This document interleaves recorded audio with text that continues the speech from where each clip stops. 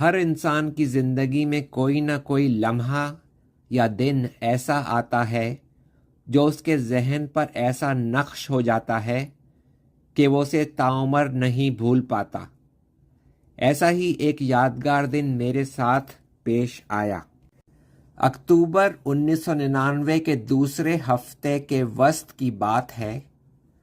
PIA year بس 300 کے captain ثروت، میرے ایک پرانے رفیق، اور میں Air Lanka golf classic tournament کے لیے کولمبو، سری لنکا گئے ہوئے تھے۔ 10 اکتوبر کی شام کھیل کے اختتام پر گولف کے 18ویں ہول سے واپس ہونے پر میں نے General Pervez Musharraf, chief of joint staff اور چیف آف آرمی سٹاف کو ایک دوستانہ میچ کے لیے بنگلہ دیشی چیف آف آرمی سٹاف کے ساتھ گولف کی گیند کو نشانہ بنانے کے لیے ہدف پر رکھتے ہوئے دیکھا۔ جنرل مشرف ان دنوں سری لنکا کی مسلح فوج کی 50ویں سالگرہ پر پاکستان کی نمائندگی کے لیے کولمبو آئے ہوئے تھے۔ 12 اکتوبر کو ہماری پاکستان واپسی تھی اور ہماری پرواز کا روٹ کولمبو سے کراچی براستہ مالے، مالدیپ تھا۔ مالے اور کراچی کے درمیان پرواز کا دورانیہ لگ بھگ 3.5 گھنٹے کا تھا۔ کیپٹن ثروت پرواز PK 805 کے کمانڈر تھے اور میں کلب کلاس میں ایک مسافر کی حیثیت سے سفر کر رہا تھا، لیکن PIA کے کاکپٹ عملے کا رکن ہونے کی وجہ سے پرواز کے کپتان کی رضامندی سے کاکپٹ میں بھی آ جا سکتا تھا۔ پرواز کے فرسٹ آفیسر سمیع صاحب تھے، جو اپنی پہلی چیک کلیئرنس چیک پرواز پر سری لنکا گئے تھے، اور فلائٹ انجینئر عامر صاحب تھے۔ جنرل پرویز مشرف اپنی زوجہ اور اپنے ذاتی عملے کے 10 افسران کے ساتھ جہاز میں داخل ہوئے۔ جنرل مشرف کی شخصیت بلا مبالغہ ایک جداگانہ حیثیت رکھتی تھی۔ آنکھوں میں ذہانت، چہرے پر عزم و ہمت کی نمایاں جھلک اور رعب و دبدبہ واضح تھا۔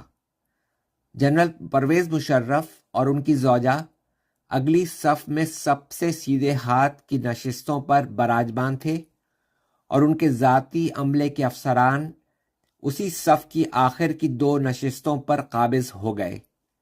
اس پرواز پر کل 198 مسافر سوار تھے، جن میں 6 غیر ملکی اساتذہ کے ساتھ امریکن اسکول کے تقریباً 50 بچے بھی تھے۔ جہاز نے کولمبو سے اڑان بھری اور اپنی منزل کی جانب رواں ہو گیا۔ بارش اور بادلوں کی وجہ سے مالے کی جانب پرواز ہچکولے دار تھی۔ مالے پر، جو کہ ایک وقتی پڑاؤ تھا، جہاز اترا۔ جنرل پرویز مشرف، ان کی زوجہ اور ذاتی عملے کے افسران عجب نظر آنے والا جزیرہ دیکھنے کے لیے جہاز سے اتر گئے، جو کہ دور سے تو ایسا ہی محسوس ہوتا تھا، لیکن قریب سے دیکھیں تو کچھ بھی نہیں تھا، رن وے کی صرف ایک پٹی۔ مالے میں کیپٹن ثروت نے کراچی اور نواب شاہ کے موسم کی معلومات حاصل کرنے کے بعد اگر ضرورت پڑے تو نواب شاہ کو ایک متبادل ہوائی اڈے کے طور پر استعمال کرنے کی صورت میں جہاز میں دوبارہ ایندھن بھروانے کا فیصلہ کیا۔ نواب شاہ ہوائی اڈہ کراچی کے شمال مغربی حصے میں 110 ناٹیکل مائل پر واقع ہے۔ اس کا مطلب یہ تھا کہ جہاز کراچی پہنچ سکتا تھا اور کسی مشکل صورتحال میں نواب شاہ کے ہوائی اڈے کی طرف موڑا جا سکتا تھا، اور نواب شاہ پر اترنے سے پہلے مزید 45 منٹ کے لیے جہاز کو ہوا میں رکھا جا سکتا تھا، جو کہ عموماً دنیا بھر میں کئی ہوائی کمپنیوں کی ایندھن پالیسی ہے۔ مالے سے روانگی بالکل معمول کے مطابق تھی۔ جہاز نے 29,000 فٹ کی بلندی پر روانہ ہونا شروع کیا۔ میں کاکپٹ کی جمپ سیٹ پر بیٹھا ہوا تھا اور عموماً انگڑائی وغیرہ لینے اور کیبن میں चलने फिरने के लिए उठ जाता था। परवाज़ के दौरान हवाई गार्ड्स और कैबिन के अमले ने परवेज़ मुशर्रफ से इनफरादी और ग्रुप तस्वीर के लिए दरख्वास्त की। कैप्टन सरवत भी आला शख्सियत को खुशामदीद कहने के लिए कॉकपिट से क्लब क्लास में आ गए। परवाज़ के 2.5 घंटे बाद जब हम 33,000 फुट की बुलंदी पर थे, हमने कराची एयर ट्रैफिक कंट्रोलर से राब्ता कायम किया। यही वो लम्हात थे जब एक यादगार दिन का आगाज़ हुआ। कराची रेडियो कंट्रोलर ने पूछना शुरू किया कि जहाज़ में कितना ईंधन मौजूद है, हमारा मुतबादिल हवाई अड्डा कौन सा है और जहाज़ पर कितने मुसाफिर हैं, वगैरह वगैरह। मैं फ़्लाइट इंजीनियर के पीछे ही खड़ा था और कॉकपिट के स्पीकर्स के ज़रिए तमाम गुफ्तगू सुन रहा था। अचानक मेरी छठी हिस्स जागी। मैंने ये सवाल जवाब सुनकर कैप्टन सरवत से इस्तफ़हामिया लहजे में सवाल किया, क्या ये बात आपको अजीब महसूस नहीं हो रही कि कराची ये सब क्यों पूछ रहा है? जिस पर उन्होंने मेरी बात की तायीद करते हुए हाँ कहा। ये एक नुमायां शब्द थी और शायद चांद की तीसरी तारीख, लेकिन हम तकरीबन 40 मील दूर से वाज़े तौर पर कराची देख सकते थे। हमें इब्तदाई तौर पर दी गई अप्रोच बराह रास्त मारवी थी, मुख्तसर तरीन रूट, लेकिन थोड़ी देर बाद ही कराची ने क्लियरेंस नानसी के रास्ते से बदल दी, तवील तरीन रूट, और हमें 10,000 फुट पर उम्दा क्लियरेंस दे दी। जैसे ही जहाज़ तकरीबन 60 मील की हदूद में दाखिल हुआ, कराची टावर ने कहा, PK 805, आपको कराची उतरने के लिए क्लियरेंस नहीं है। कैप्टन सरवत के चेहरे से हैरत नुमायां थी। थोड़ी देर सोचने के बाद कि खबर नहीं नीचे क्या हो रहा है, कैप्टन सरवत ने पूछा, क्या हम नवाब शाह की तरफ जा सकते हैं? जवाब आया, नवाब शाह भी बंद है। जिस पर कैप्टन सरवत ने फौरी तौर पर एयर ट्रैफिक कंट्रोलर से सख्त लहजे में सवाल किया, लेकिन नवाब शाह तो हमारा मुतबादिल है। कराची एयर ट्रैफिक कंट्रोलर ने कहा, आप अपने रिस्क पर उतर सकते हैं, आप पाकिस्तान में नहीं उतर सकते, तमाम हवाई अड्डे बंद हैं।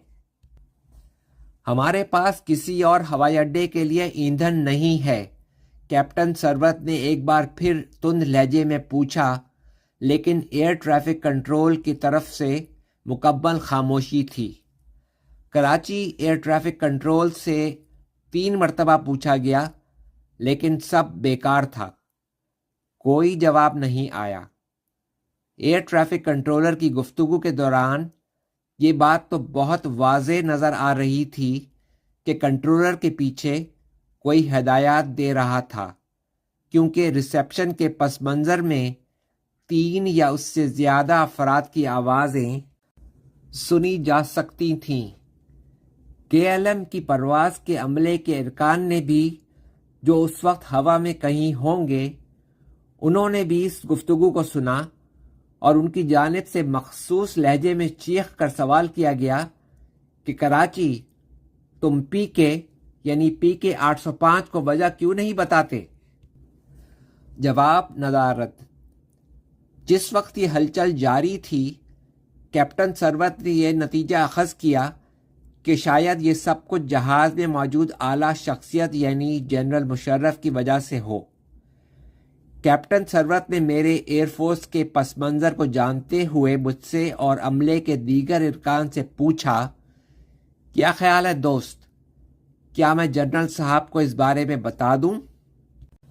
मैं मुड़ा और तेज़ी से कहा, क्यों नहीं, हम चलते हैं और देखते हैं कि हम क्या मदद कर सकते हैं। कैप्टन ने परसर को बुलाया और उसको जनरल मुशर्रफ के ज़ाती अमले के अफसरान को इतला देने के लिए कहा। दोनों अफसरान को इतला दी गई और वो तेज़ी से कॉकपिट की तरफ भागते हुए आए। کیپٹن کی بات سننے کے بعد وہ جنرل مشرف کو اطلاع دینے کے لیے چلے گئے۔ اسی دوران کیپٹن ثروت نے فلائٹ انجینئر سے پوچھا کہ کتنا ایندھن باقی ہے اور کیا ہم جہاز مسقط کی طرف موڑ سکتے ہیں۔ فلائٹ انجینئر نے حساب لگایا اور کہا، بالکل بھی نہیں، ہمارے پاس اس 10,000 فٹ کی بلندی پر صرف 5.5 ٹن ایندھن ہے۔ اسی دوران جنرل پرویز مشرف بھی کاکپٹ میں داخل ہو گئے تھے۔ پرواز کے عملے کے ارکان کی بات چیت کے دوران پرواز کا رخ موڑنے کے لیے 2 متبادل ہوائی اڈوں پر غور کیا گیا، ایران میں چہبار اور بھارت میں احمد آباد۔ بقایا ایندھن اور نئے ہوائی اڈے اور رات میں پرواز کے اترنے کی سہولت سے متعلق فلائٹ انجینئر سے مختصر بات چیت کے بعد متبادل کے طور پر چہبار پر غور نہیں کیا گیا۔ کیپٹن ثروت نے کو پائلٹ سے پوچھا، کیا احمد آباد کی طرف ہماری اپروچ اور جہاز اترنے کی اطلاع ہے؟ فوراً جیپسن فلائٹ کرو کی بائبل کھولو اور اس میں سے معلومات لو۔ جنرل مشرف یہ تمام بات چیت سن رہے تھے اور انہوں نے جارحانہ طور پر دھڑلے سے کہا، ہم بھارت نہیں جائیں گے۔ ظاہر ہے کسی بھی ملک کا چیف آف سٹاف تو دور کی بات ہے، کوئی عام فوجی بھی ان حالات میں کسی دشمن ملک کی مدد کا طلبگار نہیں ہوگا۔ اس موقع پر مجھے کیپٹن راشد منہاس کی یاد آئی۔ اس پر کیپٹن ثروت نے کہا، اوکے جنرل صاحب، جیسا آپ کہیں۔ اب جنرل مشرف نے کہا کہ وہ کور کمانڈر کراچی سے فوری طور پر بات کرنا چاہتے ہیں۔ کچھ دیر بعد ذاتی عملے کے افسران نے فلائٹ انجینئر کو موبائل فون دے دیے اور کور کمانڈر کراچی کے ٹیلی فون نمبر بھی فراہم کر دیے۔ فلائٹ انجینئر عامر نے کئی مرتبہ فون پر رابطہ کرنے کی کوشش کی، لیکن دوسری جانب سے کوئی آواز نہیں آ رہی تھی۔ اس افراتفری میں اور جنرل کی موجودگی میں فلائٹ انجینئر نے کوئی غلطی کی اور اپنی فلیش لائٹ کا شیشہ توڑ دیا۔ اب فلائٹ انجینئر عامر نے کہا کہ ہمارا رابطہ نہیں ہو رہا اور ایسا لگتا ہے کہ ٹیلی فون کی لائنیں کاٹ دی گئی ہیں۔ پھر جنرل نے پوچھا کہ ہم long range radio high frequency پر کیوں بات نہیں کر سکتے؟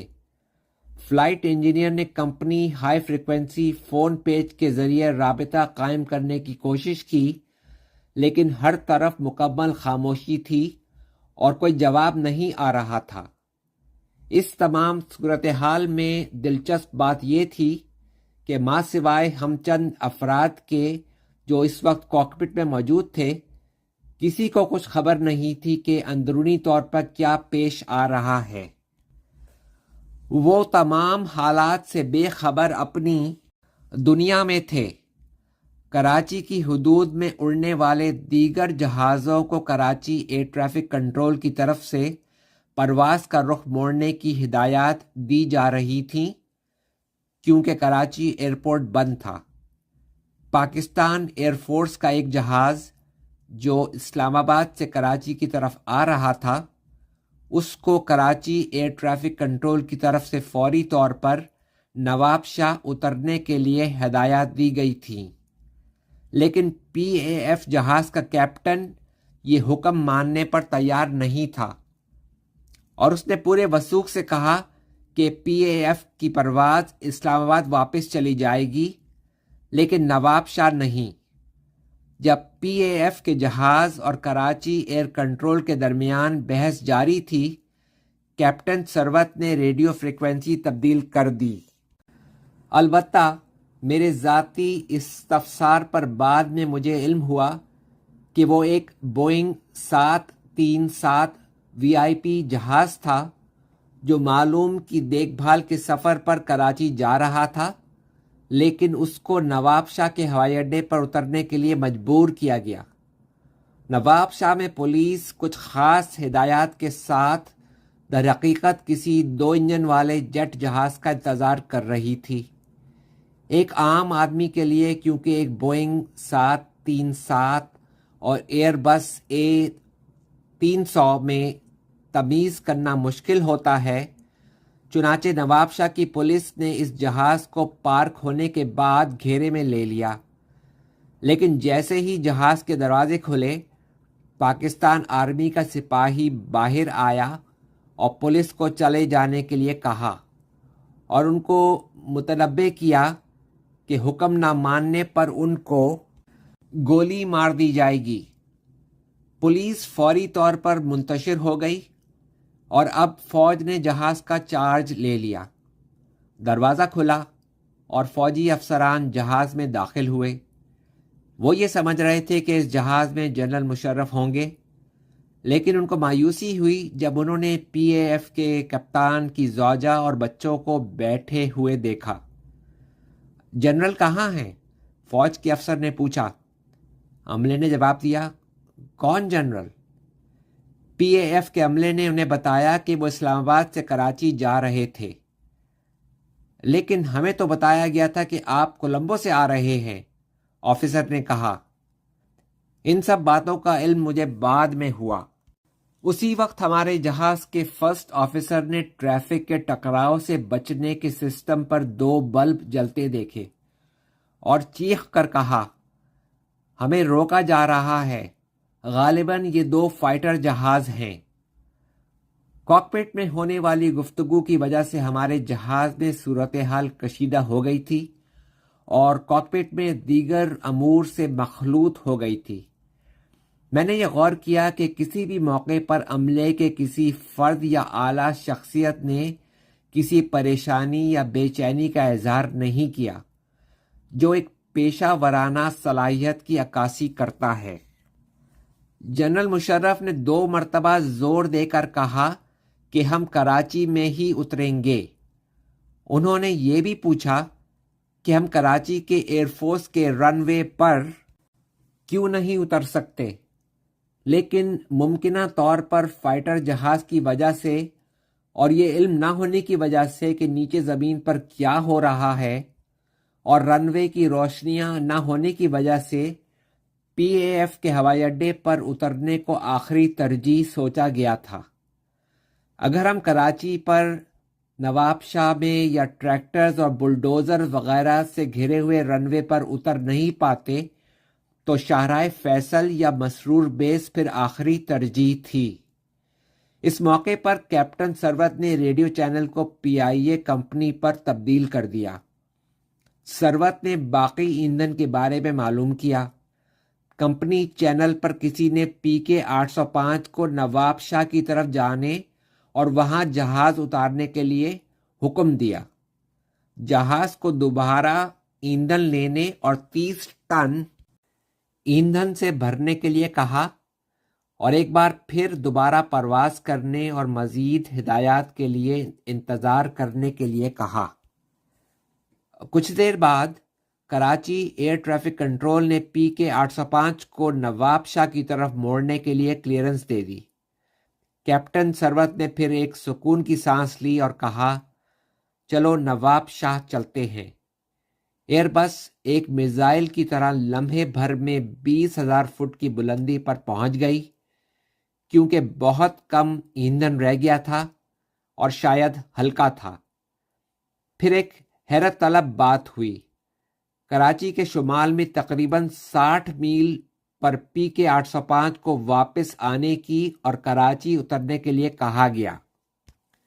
فوری طور پر جہاز کا رخ موڑ دیا گیا اور نیچے اترنے کی ابتدا کی گئی۔ ایئر ٹریفک کنٹرول سے کسی نے جنرل مشرف کے متعلق پوچھا اور کہا کہ وہ جنرل صاحب سے بات کرنا چاہتا ہے۔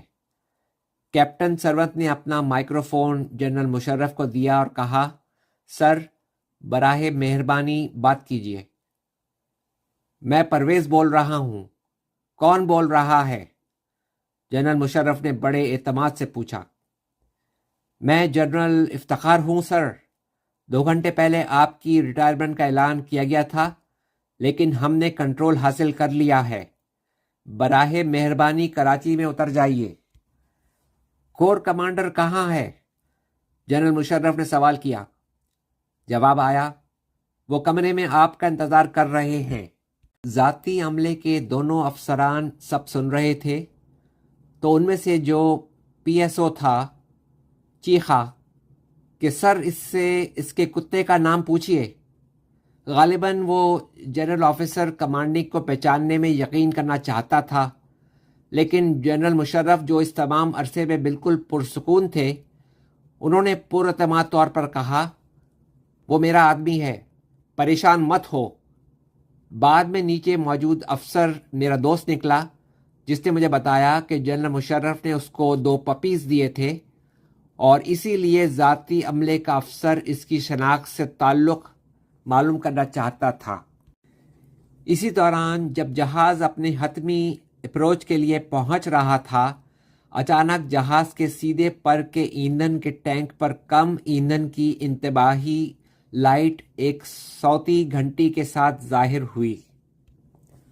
کاکپٹ ساکن طور پر بالکل خاموش تھا اور ہر ایک جلد از جلد جہاز کے زمین چھونے کے احساس کا انتظار کر رہا تھا۔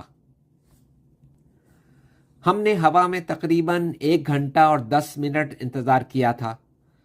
پروں کے ٹینکوں میں موجود باقی 1.2 ٹن ایندھن اگر قابل اعتبار تھا تو پرواز کے وقت کے تقریباً صرف 10 منٹ کے لیے دستیاب تھا۔ پرواز کے اترنے سے 12 میل کی کمی پر بائیں پر کے ایندھن کی ٹینک کی بھی انتباہی لائٹ گھنٹی کے ساتھ ظاہر ہو گئی۔ جہاز اترنے کے بعد PK 805 کو ایک علیحدہ علاقے میں پارک کرنے کے لیے کہا گیا اور یہ بھی کہا گیا کہ سوائے VIP کے کوئی بھی فرد جہاز سے باہر نہیں آئے گا۔ انجن بند ہونے کے بعد ملٹری کے سپاہیوں نے، جو تقریباً 200 تھے، جہاز کو گھیرے میں لے لیا۔ جنرل مشرف کاکپٹ کی کھڑکی سے سب جھانک رہے تھے اور بالکل مطمئن نظر آ رہے تھے، جیسے کچھ ہوا ہی نہ ہو۔ جہاز سے اترنے سے پہلے جنرل مشرف نے ہم سب سے ہاتھ ملایا اور کہا، آپ سب کا شکریہ، پریشان مت ہوں، یہ میرا ہی آدمی ہے۔ اور پھر انہوں نے اپنے ذاتی عملے کے افسر کے ذریعے پہلا حکم نامہ جاری کیا، انہیں بتا دیں میں نہیں چاہتا کہ کوئی بھی ملک چھوڑ کر جائے۔ جنرل مشرف، ان کی زوجہ اپنے آنسو پونچھتے ہوئے اور 2 افسران جہاز سے اترے اور کور کمانڈر اور جنرل آفیسر کمانڈنگ نے فوجی جوانوں کی طرف سے کچھ بہترین سلیوٹوں کے ساتھ انہیں خوش آمدید کہا۔ وہ سب پھر ایک مختصر کانفرنس کے لیے ایک عمارت میں گئے جس میں 15 منٹ لگے۔ اس کے بعد تمام دستہ برق رفتاری کے ساتھ گاڑیوں میں روانہ ہو گیا۔ PK 805 کو انجن چلانے کی اجازت نہیں دی گئی، شاید سیکیورٹی وجوہات کی بنا پر اور تقریباً بالکل بھی ایندھن موجود نہ ہونے کی وجہ سے، چنانچہ اس کو بین الاقوامی آمد کی جانب ٹو کر کے لے جایا گیا۔ اس تمام تر واردات کے دوران کاکپٹ میں سب سے زیادہ خاموش اور قریبی مشاہد تھا اور کیپٹن ثروت اور ان کے عملے کی طرف سے مکمل پیشہ ورانہ اہلیت دیکھ کر بہت ہی زیادہ متاثر ہوا۔ یہ کہنے کی ضرورت نہیں کہ جنرل پرویز مشرف نے اپنا وقار قائم رکھا اور تمام تر سلسلے میں مکمل طور پر مطمئن اور سنجیدہ رہے۔ اس رات پاکستانی فوج نے ملک کی باغ ڈور سنبھال لی، عوامی حکومت معزول کر دی گئی اور وزیر اعظم کو گرفتار کر لیا گیا۔ باقی سب تاریخ ہے۔